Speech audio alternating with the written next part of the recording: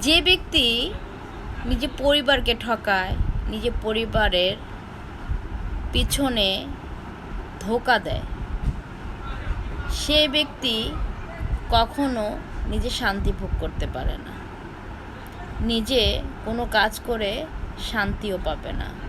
এবং যে কোনো কাজ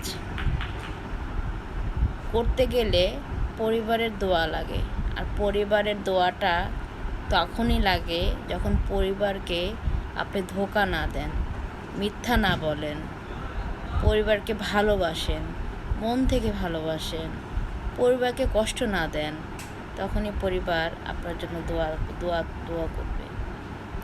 দোয়াটা আসলে মন থেকে হয়, দোয়াটা কখনো কারোর কাছ থেকে চেয়ে পাওয়া যায় না। তো মন থেকে দোয়া পেতে হলে তাহলে তার মনে শান্তি দিতে হবে, পরিবারকে শান্তি দিতে হবে।